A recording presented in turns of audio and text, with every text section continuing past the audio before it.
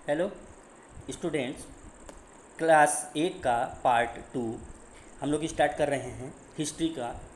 तो हिस्ट्री में आप लोग पढ़ रहे हैं एसएसटी के हिस्ट्री में लेसन 2 का पार्ट 2। तो हम लोगों ने अभी तक ये देखा कि इंग्लिश ने अंग्रेज़ यहाँ पे कैसे आए, अपने आप को इस्टेब्लिश कैसे किए।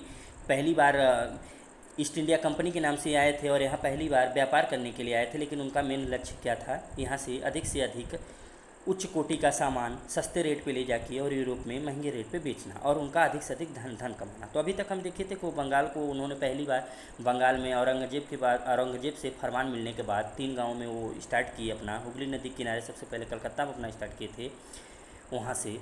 फिर उसके बाद वो धीरे धीरे पूरे बंगाल पे कैसे अधिकार करते हैं और कैसे, तो ये देखते हैं अभी हम। ठीक है, तो बंगाल के नवाब उस समय मुर्शिद कुली खां थे। अब उसके बाद हम देखते थे कि ठीक है, तो अब आइए देखते हैं कि how trade led to battles, कैसे व्यापार के लिए युद्ध हुआ, कैसे व्यापार के लिए युद्ध हुआ through the early 18th century of the conflict between the company. हमने देखा कि उस समय कंपनियों के बीच में क्या हो रहा था, युद्ध हो रहा था। क्यों? क्योंकि होगा ही जहाँ प्रतिस्पर्धा रहेगी बेटा। The company and the nawabs of Bengal intensified. तो क्या हुआ, कंपनी और बंगाल के नवाब में क्या हुआ, तेज हो गया। क्या संघर्ष क्यों तेज हुआ बंगाल के नवाब में? क्योंकि कंपनी धीरे धीरे पूरे बंगाल पे अपनी स्थापित कर ली थी, अपनी सत्ता इस्टेब्लिश कर दी थी, जिससे उसने शुल्क देना बंद कर दिया था। किसको? बंगाल को। इस वजह से बंगाल के नवाब का कंपनी से संघर्ष हुआ। अब देखिए, after the death of Aurangzeb की मृत्यु के बाद Bengal nawab asserted their power and autonomy. तो बंगाल के नवाब क्या हुए? बंगाल के नवाब मुख्य रूप से उस समय श्रेष्ठ हो गए। औरंगजेब की मृत्यु के बाद पहले दिल्ली से चलता था, लेकिन अब बंगाल के नवाब, कलकत्ता की सत्ता बंगाल के नवाब के हाथों में आ गई। ओके, तो अब देखिए क्या हुआ। As other regional power were doing at that time, उस समय पावर किसके पास था? उन्हीं के पास, नवाब के पास था। मुर्शिद कुली खान उस समय क्या था? Followed by the Alivardi Khan. Alivardi Khan, Murshid Quli Khan and Alivardi Khan उस समय थे। सिराजुद्दौला भी थे बंगाल के नवाबों में, इनका नाम था। Each one of them was a strong ruler, ये एक स्ट्रॉन्ग रूलर थे। They refuse to grant the company accessions. उस समय क्या होता था? दे रिफ्यूज, जिनमें से प्रत्येक एक मजबूत शासन था, उन्होंने कंपनी को रियायतें देने से इनकार कर दिया था। किसने? नवाबों ने। ठीक है, तो demand large tributes for the company, right to trades. अब आइए देखते हैं। तो जब बंद कर दिया था, डिनाई इट, उसके बाद क्या हुआ बेटा कि डिमांड, ऐसे देखते हैं, demanded large tribute for the companies right to trade.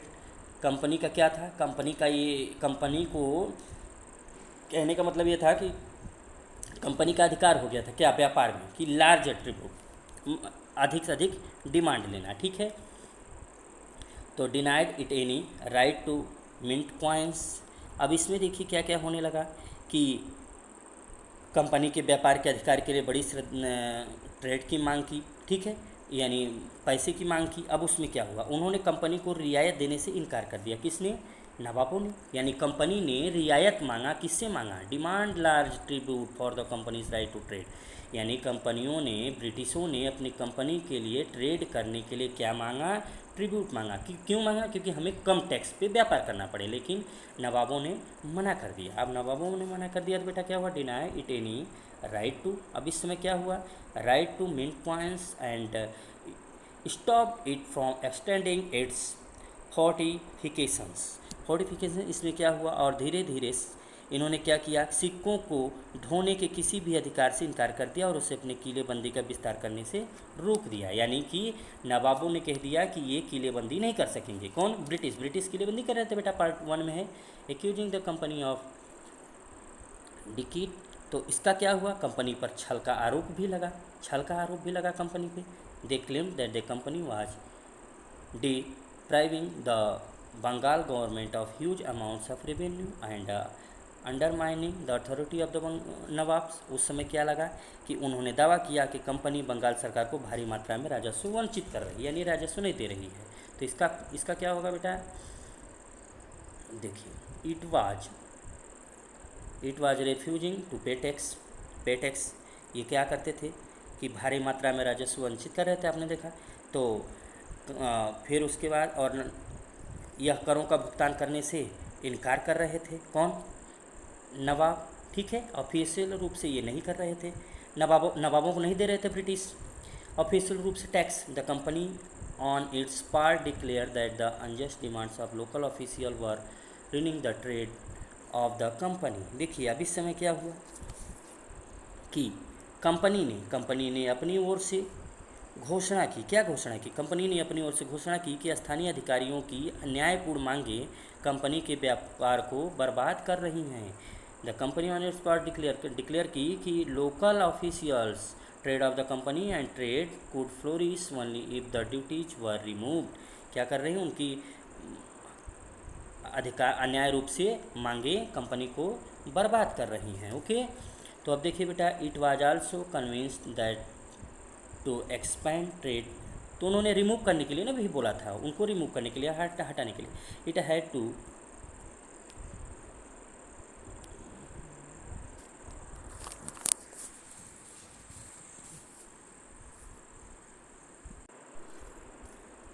देखिए बेटा, तो उन्होंने क्या किया, इसको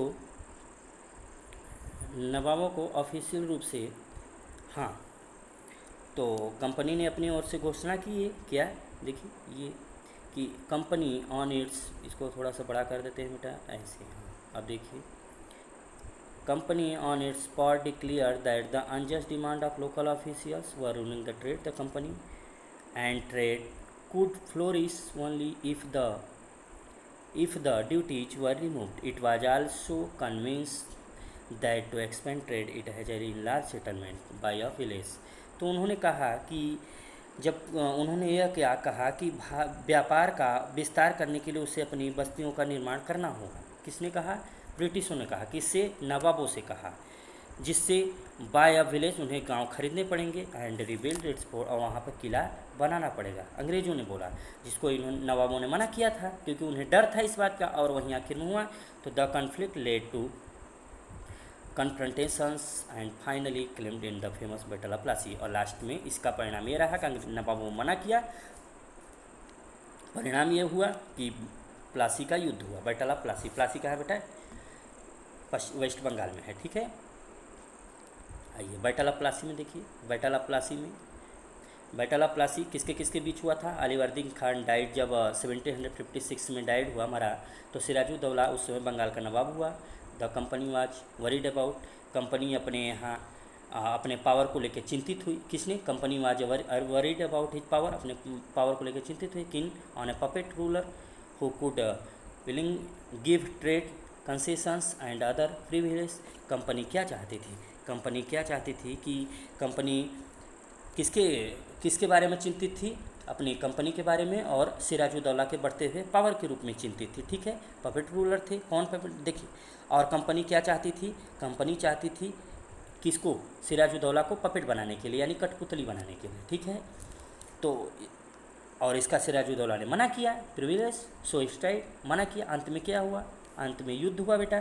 Siraj-ud-Daulah asked the company to stop meddling in the political efforts of his domain. Sirajuddaulah ने कंपनी को मना किया पॉलिटिकल पावर्स में, यानी अपने पॉलिटिकल में घुसने से मना किया। उसने कहा कि आप व्यापार करने हैं, केवल व्यापार किए। स्टॉप फोर्टिफिकेशन, और किले को किलेबंदी बंद करने के लिए कहा, किले का निर्माण करने के लिए बंद करने के लिए कहा, और रेवेन्यू टैक्स देने के लिए कहा नवाब ने। इसका परिणाम क्या हुआ? आफ्टर नेगोशिएशंस फेल्ड, जिसके परिणाम फेल रहे, द नवाब मार्च विथ, जिसके वजह, और इसका परिणाम क्या रहा कि जब दोनों में वार्ता हुआ था, यानी निगोशिएशन हुआ था, जब निगोशिएशन फेल हो गया, यानी कि दोनों के बीच में वार्ता फेल हो गई, कंपनी और नवाबों के बीच में, तो the nawab march with 30,000 soldiers to the English factory at Kasimbazar. तो नवाब ने क्या किया? 30,000 सोल्जर्स को लेकर कासिम बाज़ार को कैप्चर करने के लिए नवाब पहुंच गया है। उसके बाद उसने क्या किया?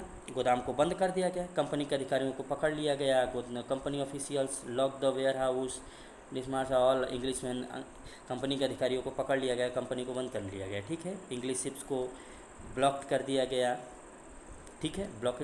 Then the march to Calcutta, बाद और फिर लास्ट में कलकत्ता में मार्च किया गया। क्या? Establish control over the companies port, और लास्ट में इस सब करने के बाद नवाब ने अपने सैनिकों को लेकर कलकत्ता को कंट्रोल करने के लिए चल निकला, ठीक है। अब देखिए, on hearing the news of the fall of the Calcutta, Calcutta के पतन की खबर सुनते ही company official in Madras sent forces under the command of Robert Clive. तो कंपनी मद्रास में कंपनी के अधिकारियों ने रॉबर्ट क्लाइव की सेना में कमान में सेना भेजी। यानी मद्रास में क्या हुआ, मद्रास में कंपनी के अधिकारियों ने, यानी जब कलकत्ता में इसका नुकसान उठाना पड़ा कंपनी को, तो मद्रास में भी ये बस चुके थे इंग्लिश। तो उन्होंने वहाँ से मद्रास से एक रॉबर्ट क्लाइव के नेतृत्व में सेना भेजी। और ठीक है, रॉबर्ट क्लाइव नवाब नौसेना के बेड़े द्वारा प्रचलित नौसेना के रूप में ही आया था, reinforced by the naval fleets. तो नौसेना के बेड़े द्वारा प्रचलित था ये। और क्या प्रोनोलॉज्ड निगोशिएशन विद द नवाब, इसने भी नवाबों के साथ निगोशिएशन किया, बातचीत किया। फाइनली 1757 में रॉबर्ट क्लाइव ने अपनी सेना लेकर कंपनी पे क्या किया, प्लासी के युद्ध के लिए पहुंचा।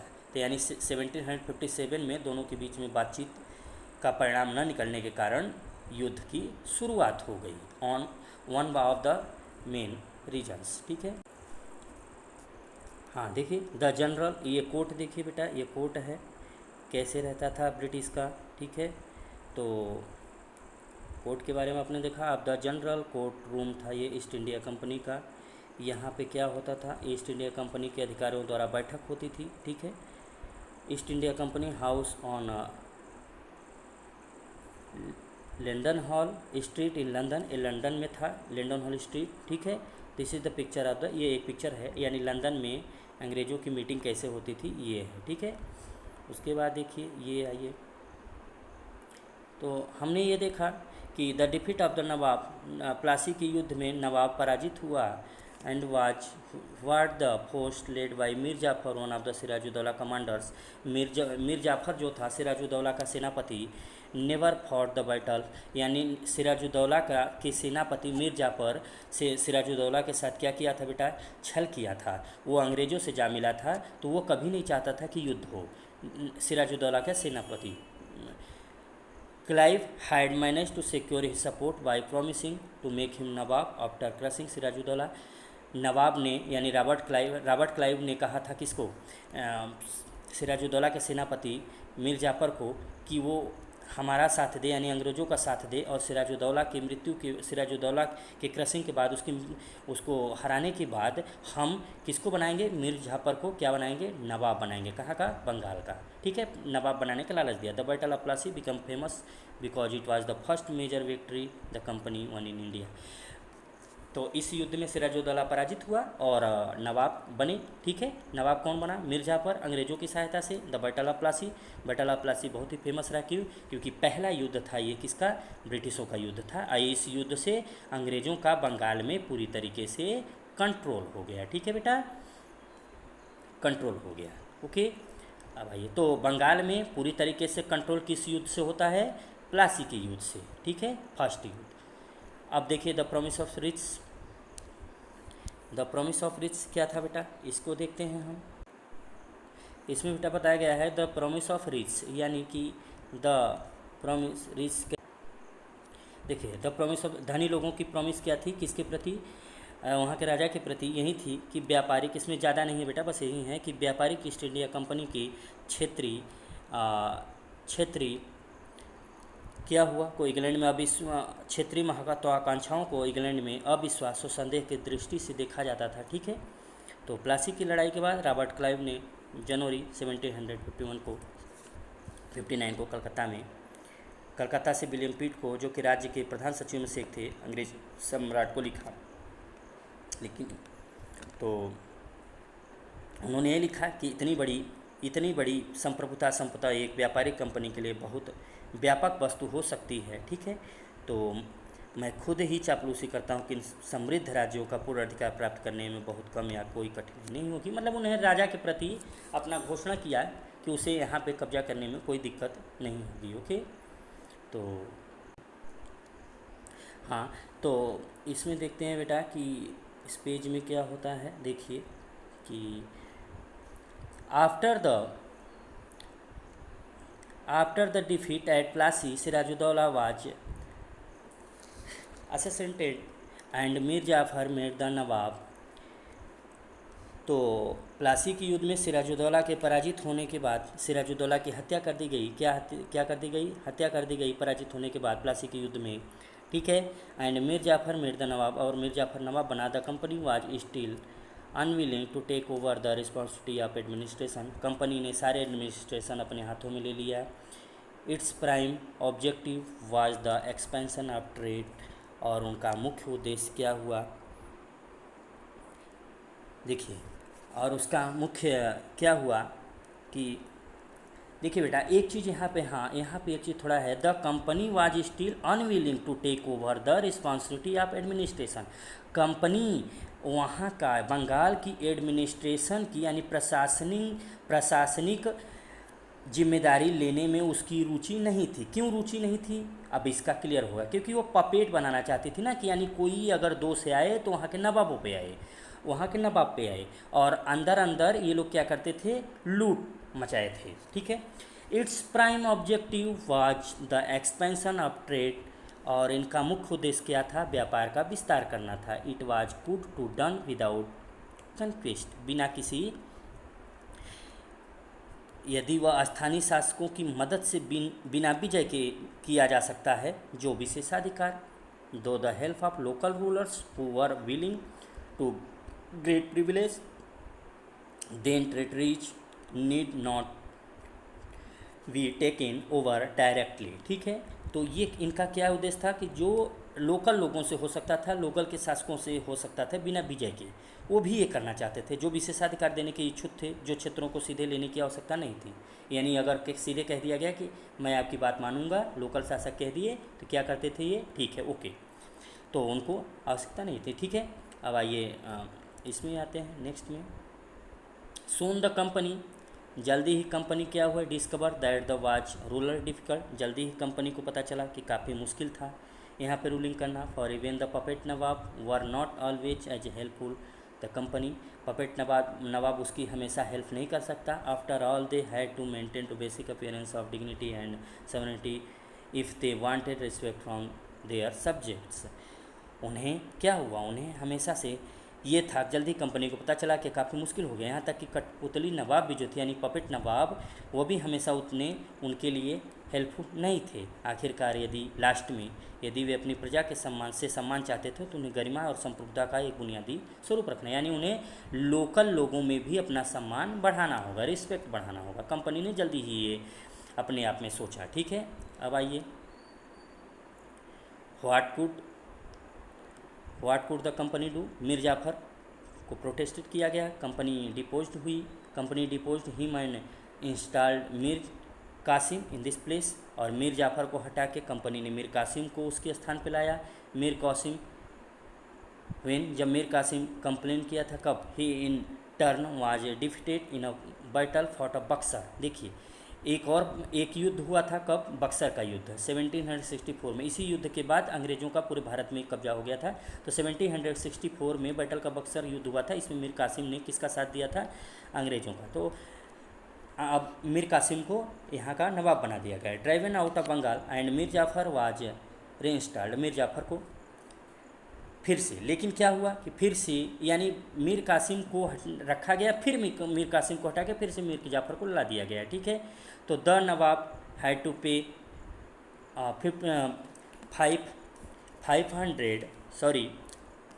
5 लाख रुपए, ठीक है, 5 लाख रुपए का भुगतान करना पड़ता था किसको? नवाब को, हर महीने, month. But the company unwanted, लेकिन company unwanted more money to finance it was, company और अधिक चाहती थी, और धन चाहती थी किसमें? वार के लिए। तो फिर क्या हुआ? Expense, it wanted more territories and more revenue, और कंपनी को और अधिक क्षेत्र चाहिए, और अधिक टेरिटरी चाहिए, और अधिक रेवेन्यू चाहिए। टैक्स किस लिए चाहिए? क्योंकि वार के लिए, पूरे भारत में कब्जा करने के लिए, ठीक है। By this time Mir Jafar die, Mir Jafar की 1765 में मृत्यु हो गई। The mood of the company had change, company का मूड चेंज हो गया। Have be failed to work with puppet nawab, और उस वहाँ पे क्या हुआ कि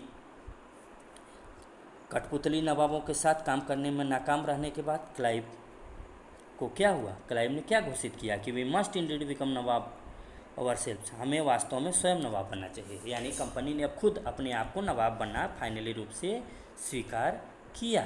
तो फाइनली इन 1765 को Mughal emperor appointed the company as the diwan of the provinces of Bengal. तो 1765 में मुगल सम्राट ने कंपनी को बंगाल प्रांत का दीवान के रूप में नियुक्त कर दिया। The diwani allowed the company use to vast revenue, और रेवेन्यू इकट्ठा करने के लिए इसको पूरा अधिकार दे दिया गया।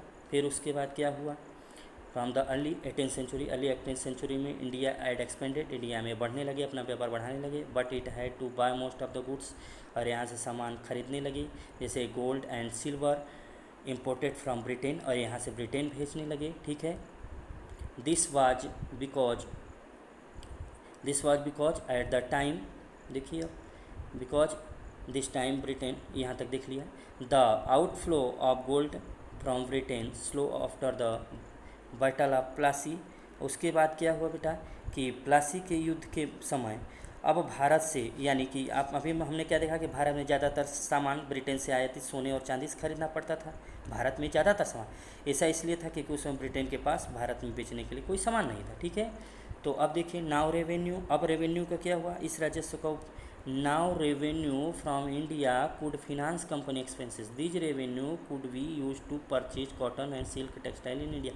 अब अपनी रेवेन्यू किस में यूज करने लगे, कॉटन एंड सिल्क में। ठीक है, मेंटेन कंपनी ट्रूप्स, कंपनी ने क्या किया, रेवेन्यू से यानी पैसे जो मिलते थे उससे क्या किया, अपने ट्रूप्स, अपने सैनिकों को मीट क्या करने लगे, कंपनी के सैनिकों को बनाए रखा और कंपनी के निर्माण की लागत को पूरा किया। ठीक है, और अपनी बिल्डिंग बनाई, यानी ज़्यादा से ज़्यादा टैक्स वसूल के, कॉटन गोल्ड ये सबसे वसूल के क्या किए, अपना यूज किए। ठीक है बेटा, तो अब कंपनी ऑफिशियल बिकम नवोफ्स, इसमें थर्ड पार्ट में पढ़ेंगे। Okay, thank you.